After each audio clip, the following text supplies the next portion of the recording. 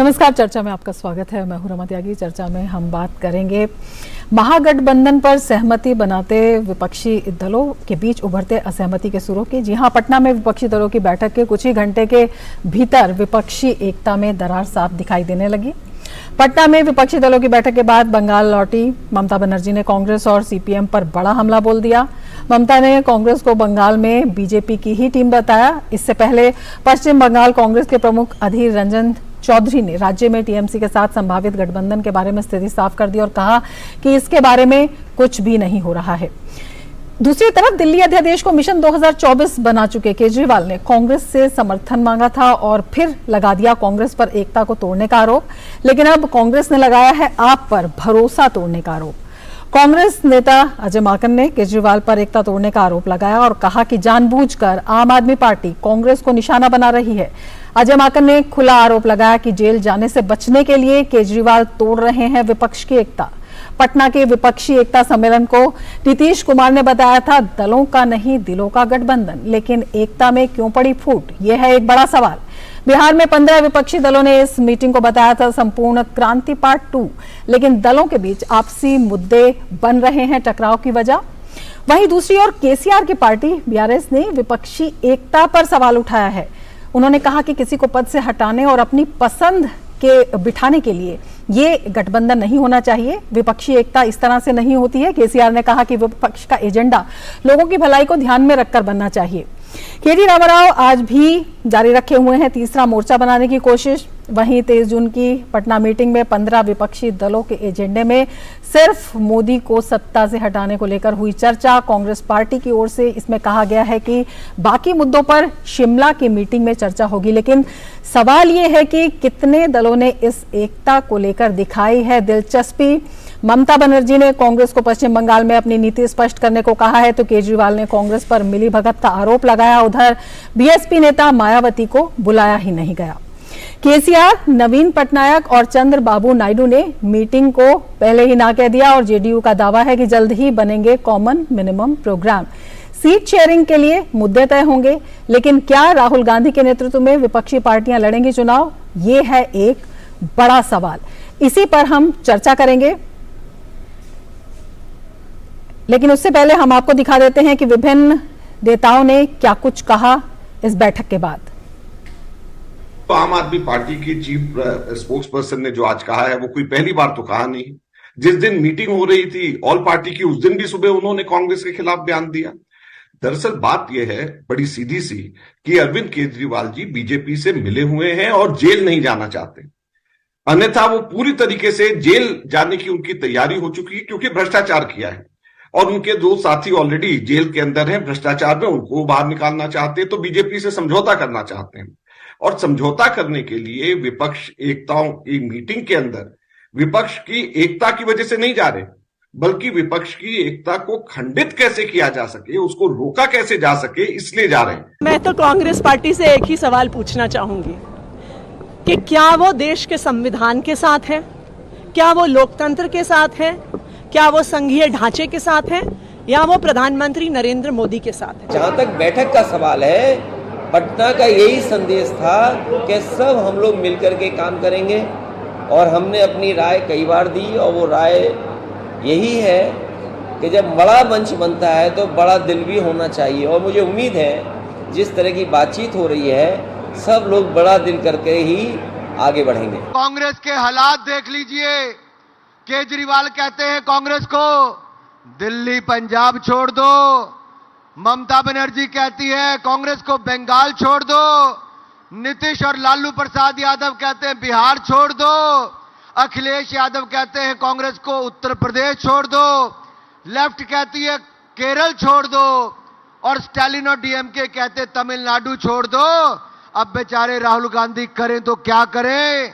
विपक्षी एकता में कांग्रेस पार्टी क्या कुर्सियां लगाने के लिए रह जाएगी अगर हर राज्य उनको छोड़ना पड़ जाएगा? तो इन लोग की एकता कितनी मजबूत होगी ये भी हम देखेंगे।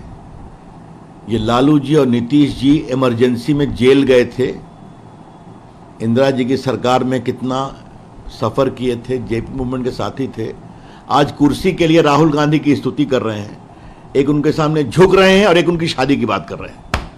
तो कुर्सी के लिए लोग कहां तक चले जाते हैं। और आज देखिए, जब एक बहुमत की सरकार आती है तो देश कहां पहुंचता है। ये नरेंद्र मोदी जी के अमेरिका की सफल यात्रा, कि अमेरिका भी आज भारत के साथ साझा रिश्ता बराबरी का कर रहा है, ये होता है।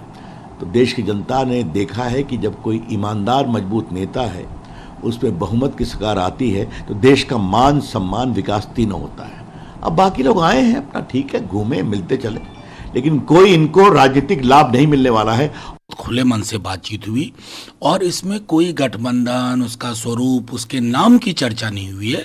एक कॉमन मिशन तय किया गया कि देश को आज एक प्रगतिशील लोकोन्मुख विकल्प की आवश्यकता है। तमाम दलों ने, जिनकी वहां मौजूदगी थी, एक स्वर से ये कहा कि अगर इस देश की संस्थाओं को, लोकतंत्र के चरित्र को बहाल रखना है, बरकरार रखना है, उसमें जो टूट आई है उसको रिपेयर करना है, तो एक विकल्प देना होगा। उसके लिए हम सब प्रतिबद्ध हैं।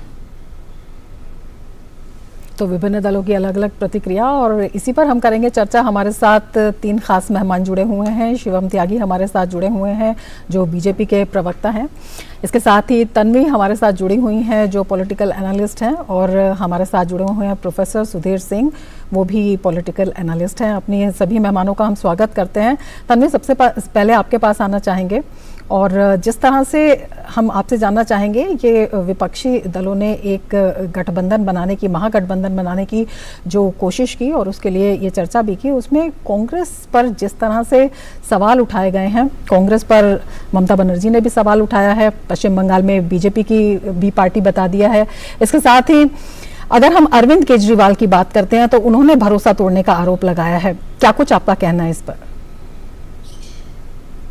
रमा जी, अभी तो सिर्फ बीज ही बोया है और आप लोग अभी से पूछ रहे हैं कि महागठबंधन कहाँ है, फूल का रंग कैसा है। क्योंकि बीज बोते ही जिस तरह के सुर सामने आए हैं ना, उसमें सवाल ये लाजिमी हो जाते हैं, क्योंकि सहमति के लिए गठबंधन बनता है, असहमति में गठबंधन कैसे बनाएंगे? सहमति अभी एक कॉमन मिशन की है, वो कॉमन मिशन 2024 है कि बीजेपी जो अपने आप को अहंकार के अंदर जो इस टाइम डूब चुकी है, जिसको लोगों का इस टाइम दुख नहीं दिख रहा, जिसको अनएम्प्लॉयमेंट नहीं दिख रही, प्राइस राइज नहीं दिख रहा, लोगों के इश्यूज नहीं दिख रहे हैं, वो इश्यूज को कैसे इकट्ठे सामने लाया जाए, वो एक कॉमन मिशन है जिसपे ये सारी पार्टीज इकट्ठे हैं। ये सब पार्टीज तैयार हैं।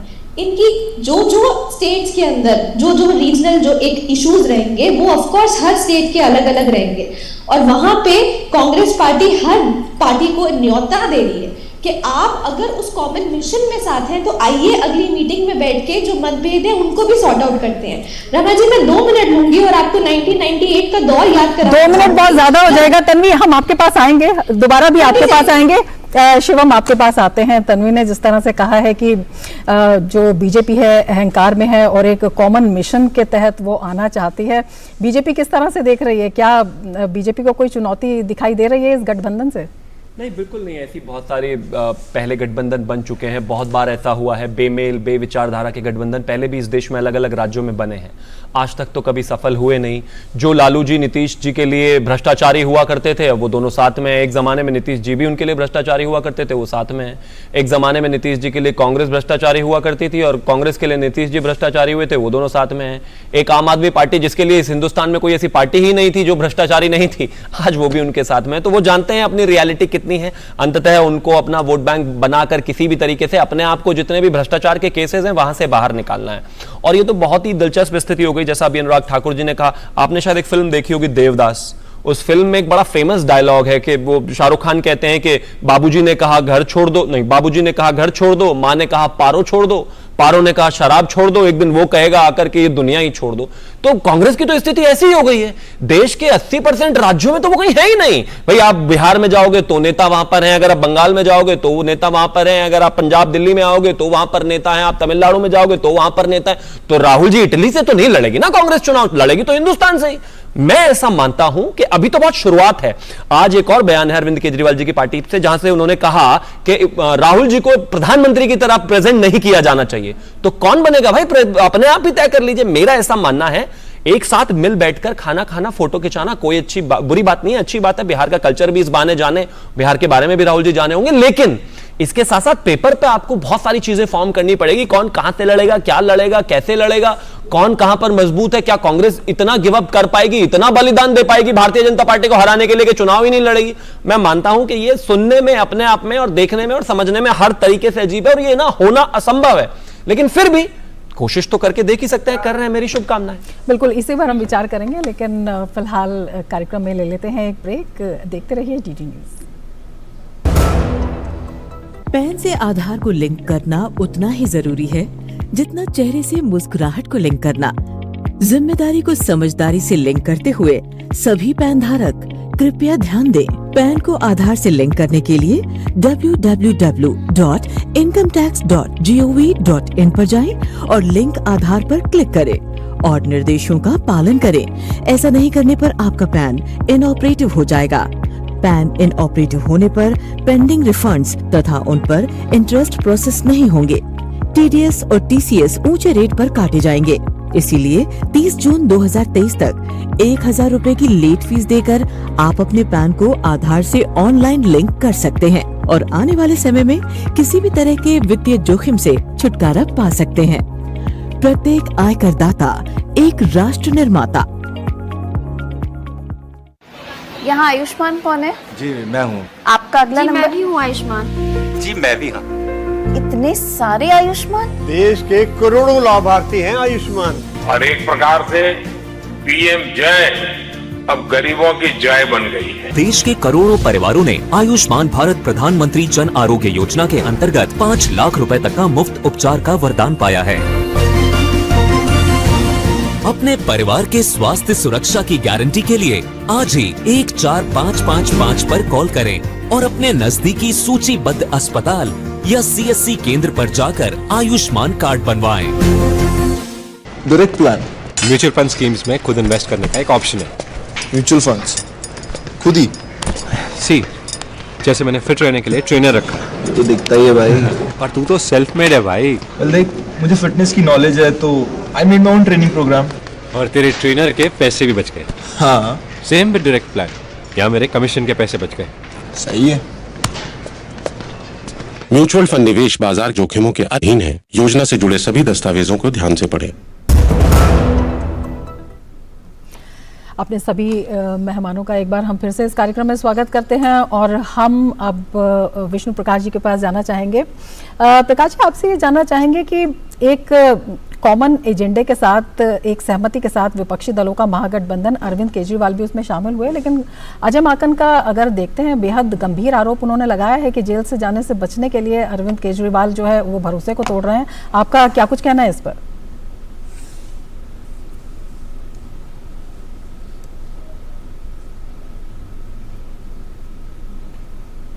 विष्णु पाठक जी के पास शायद हमारी आवाज़ नहीं पहुंच पा रही है, हम उनसे संपर्क करने की कोशिश करते हैं। हम प्रोफेसर सुधीर सिंह जी के पास जाएंगे। प्रोफेसर सुधीर सिंह, आपसे जानना चाहेंगे, जिस तरह से ये अलग अलग पार्टियों के सुर नज़र आ रहे हैं, महागठबंधन से संबंधित ये तमाम चैलेंजेस हैं और इसी बीच में कई दलों का ये भी कहना है कि केवल एक दल को हटाने के लिए एजेंडा ये नहीं होना चाहिए कि एक दल को हटाने के लिए आप इकट्ठे हो जाइए, ताकि आप में बेशक कितनी भी असहमतियां बनी हों, कितने भी आरोप प्रत्यारोप आप में जारी हों, किस तरह से देखते हैं? सहमति की जगह कंफ्यूजन ज्यादा नजर आती है इसमें। देखिए, ये चुनाव देश के प्रधानमंत्री के लिए और विपक्ष इस बात को भूल गया है कि 1980 का भारत नहीं है, 2023 का भारत। जब 9 साल के कालखंड में प्रधानमंत्री नरेंद्र मोदी के नेतृत्व में एक मजबूत सरकार चल रही है, डोमेस्टिक फ्रंट पर, विदेश के फ्रंट पर अच्छा प्रदर्शन कर रही है, तो लोग क्यों ऐसे लोगों पर विश्वास करेंगे जो कि अभी दुल्हा लेके आए ही नहीं, बाराती भी आगे चल रही है, ढोल बाजे बज रहे हैं। आपने देखा आम आदमी पार्टी ने कहा कि राहुल गांधी नेतृत्व नहीं करने चाहिए, तो ये कुंठा बाहर आ गई। ममता जी का भी यही सोच है। केसीआर साहब जो कुछ दिन पहले एक लीडर थे एक आके, वो अब मुंह फुला के दूर बैठ गए हैं। तो ये एक विरोधाभास है। देखिए, क्षेत्रीय पार्टियां कई एक हैं जो जिनको अपने अस्तित्व को खतरे पर डालना पड़ेगा अगर वो इस अलायंस में आते हैं, क्योंकि कहीं पर कांग्रेस बिल्कुल नहीं है। तो वो अगर कांग्रेस को, मान लीजिए बंगाल में कांग्रेस अभी हाशिए पर है और ममता जी को 5 सीट भी कांग्रेस को लोकसभा में देनी पड़ती है, तो 5 सीट तो ममता जी के खाते से गई ना। ममता जी ऐसा क्यों चाहेंगी? इसी तरह से पंजाब में कांग्रेस बहुत कमजोर है, केजरीवाल मजबूत है, तो क्यों सीट देंगे? तो इस तरह के विरोधाभास पूरे भारत में तमाम राज्यों में है और विपक्ष ये मानता है कि ये 1980 के तरह एकता हो जाएगी और मिलके सब हम नरेंद्र मोदी को हटा देंगे। मुझे लगता है मुंगेरी लाल के हसीन सपने की तरह है। देश बदल गया है, लोग बदल गए हैं, लोगों की सोच बदल गई है।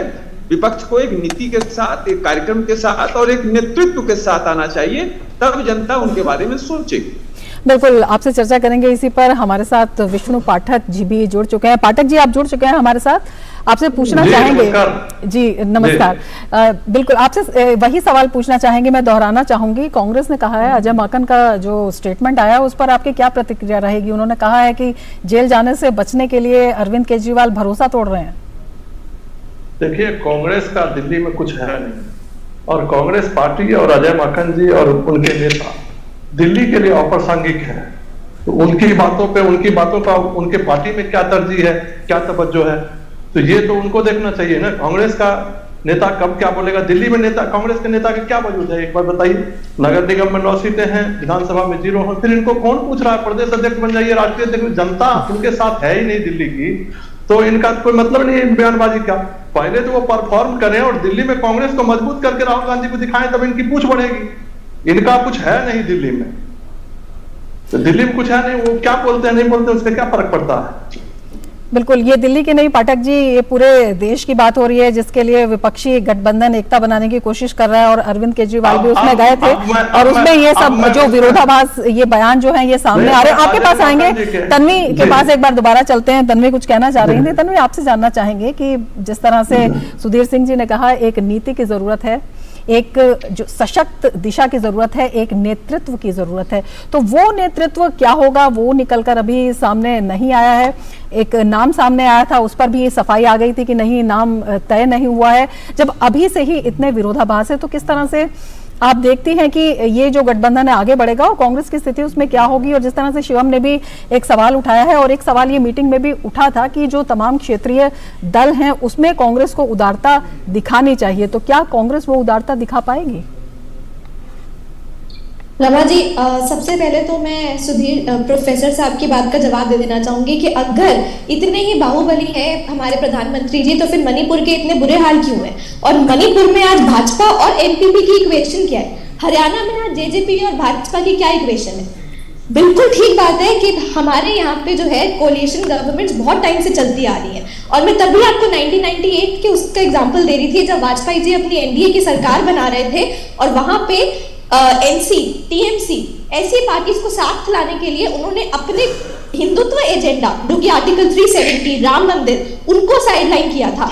आफ्टर डिस्कशंस, चाहे वो प्री पोल हो चाहे वो पोस्ट पोल हो, कोलिशंस ऐसे नहीं बनती है, कोलिशन डिस्कशंस के बाद बनती है। लेकिन डिस्कशंस पे तभी बिल्कुल डिस्कशंस पे जो है वो सहमति भी होनी चाहिए और जिन बातों को आप उठाती हैं तो उसमें एक बड़ा सवाल ये भी आता है कि कांग्रेस की आज जो स्थिति है वो है क्यों, उसकी वजह क्या है, जनता ने उसे विभिन्न राज्यों में नकारा क्यों है? शिवम, आपसे जानना चाहेंगे, आप सवाल का जवाब दीजिए तन्वी के। देखिए, नेतृत्व जिम्मेदारी लेता है। अगर पिछले लंबे समय से एक ही परिवार और माँ और बेटा दोनों ही सिर्फ पार्टी को चला रहे हैं तो आप राष्ट्रीय अध्यक्ष किसी को भी बना दीजिए, इससे कोई खास फर्क पड़ता नहीं है। जिम्मेदारी आप ही को लेनी पड़ेगी।